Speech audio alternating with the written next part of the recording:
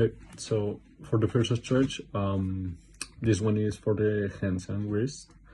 First of all, you're gonna grasp your hand and hold your fingers while you push with against the other hand. So in this case, we'll start pushing the hand in extension like this. This will be the sidereal plane view. As soon as you get to this point, you will feel a stretch in all this area, which yeah could help, for example, with things like carpal tunnel, and of course, yeah, just getting more mobility and flexibility into your daily routine. Remember to hold this for 10 to 30 seconds, at least 2 to 3 times a week. You can do it in a supine position or in a prone position. Now you have to do it the other way. So instead of putting the wrist or hands in extension, now you're gonna encourage them into flexion, stretch them in flexion. So the other way, you will feel a stretch in the opposite side, so we'll in all this part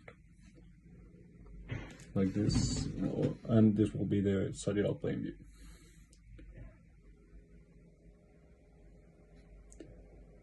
And follow the same rules as we mentioned previously. Okay, now more of as a mobility to drill is do some shoulder rolls and shrugs. This will be performed just well, as I mentioned them. Just sit, or you can do them sitting or standing. Keep your back straight. Lift your shoulders as high as you can, like towards your ears. Think about it like a cue that I like to use is like when you try to say that you don't care about something, so you use this gesture. I don't know if you do that in your country when you want to communicate that. At least I did. So yeah, for example, doing this.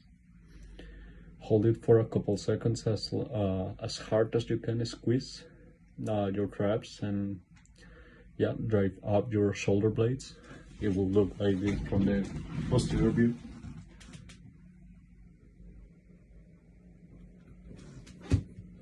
And same with the shoulder rolls. Now it's a dynamic movement, not an isometric one. In the first one, you're doing this and then relaxing and going all the way down. Try to use the cue of hands to pockets or to the floor. Make your arms long to stretch them. And yeah, and for the dynamic one, just pull them forward, up, and then back and down, and then do a couple reps.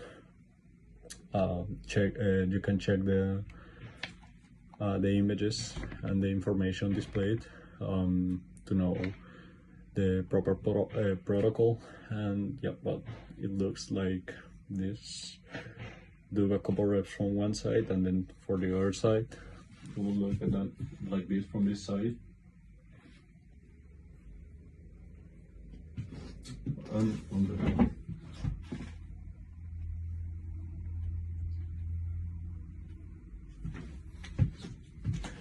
also, like a bonus stretch for really stretching these upper trap fibers is turning your head to one side and with your hand stretching this arm down, so like this, and the other way. Remember to follow the same protocol, 10 to 30 seconds, at least 10 to 30 seconds, and at least 2 to 3 times a week. This one is called like a neck release, so it's similar to the bonus stretch that I showed in the previous video of getting a really good stretch in these upper trap fibers. This one is more of a dynamic one in which you're gonna turn just your head to the side. This one doesn't include the extra stretch of the arm down, so it's just holding on one side, holding on the other side, lateral flexion, just normal flexion, holding this, and extension as well. Now for this one, it will mostly depend on the mobility or flexibility you already have, or how much tension you could have accumulated. This one is called a tabletop wrist and forearm stretch. It's similar to the first one that we already showed, the wrist bends. And this one is just a bilateral stretch, you could say. You're getting your hands into this position and push them against the table like this. Placed in them. You could already feel the stretch in there. If that's not the case, you can get off. Push the stretch further like this. Okay, this one is now a back stretch, and this will stretch the back through extension. So for this one, you'll have to be standing. If you want, you can have a slight bend on your knees. Place your hands on your lower back, your lumbar zone, and push towards the front of your body to encourage that extension in the back. It will look like this frontally. You're encouraging the movement this way. It will look better from this plane of view. Push and hold the stretches as always. Follow the same protocol, and also you can encourage the other movements. So flexion, just flex the back. This one is not focused for hamstrings, so you can bend your knees. This one is just for the back. So try to get as deep as possible in flexion. Remember, try to get as much of range of motion without pain. And hold it, and go forward and backwards. Try a couple times and hold the stretch. The stretch is following the protocol. And you can also throw in some lateral flexion bends, holding in here or in the other side. Okay, now for this one, this is gonna be a hip stretch. The first step is, this one is seated, so sit with one leg across the other, this way. Now place your opposite arm, so I'm crossing my right leg over my left leg, and so right leg, and I'm gonna cross my left arm. I'm gonna place my elbow over the knee. I'm feeling already a stretch in the glutes, in my right glute at this moment. And the idea of the stretch is rotating my body that way. So I stretch. I rotate and I get an even greater stretch. Now, following the same protocols as always. 10 to 30 seconds at least, 2 to 3 times a week, or even 5 or more times a week to improve. This applies for all the stretches. And then go the other way.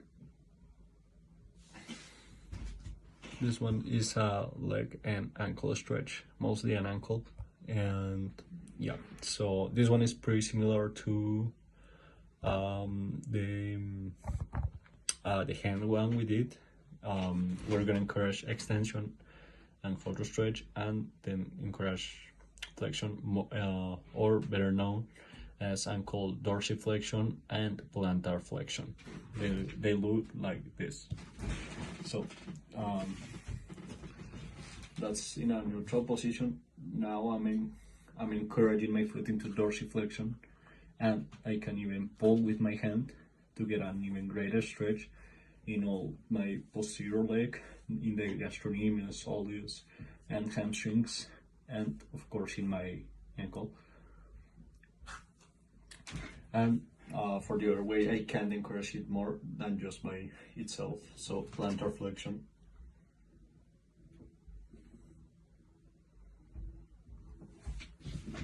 And remember to follow the same protocols as always. Okay, so This one is a classic stretch that most of people that have played any sport or have any physical education class has done. It's an arm and upper back stretch. Just crossing your arm laterally in horizontal adduction, and you can place your hand either here or here whenever you feel more comfortable, but better not be in the shoulder, like either in front or behind, but not over it. And yeah, just push the arm that way, encouraging more that horizontal adduction and feeling a stretching all of this part of your back and arm and posterior delt. Hold the stretch that way. Get as much of range of motion as you can. Do it on the other side. This will be the view laterally. And yeah, and then repeat.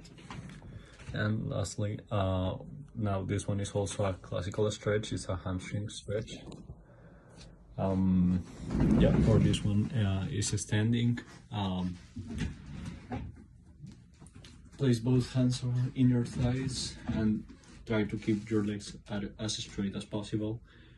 Well, try to keep them fully straight, locked out, like lock out your knees. For some people, tucking your chin in makes it more comfortable than having the neck extended. And try to reach as slow as you can. This way. I will look like this from in the saddle plane.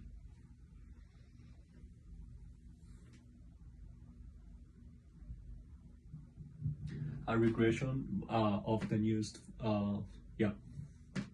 something often used as a regression for this movement are elephant walks, which consist of alternating the leg, having some support, like a chair, for example, and alternating the legs. You are fully extending. So I have my right knee slightly bended and the other one is fully stretched while I have support. So I can alternate this for making it easier or regress the movement somehow.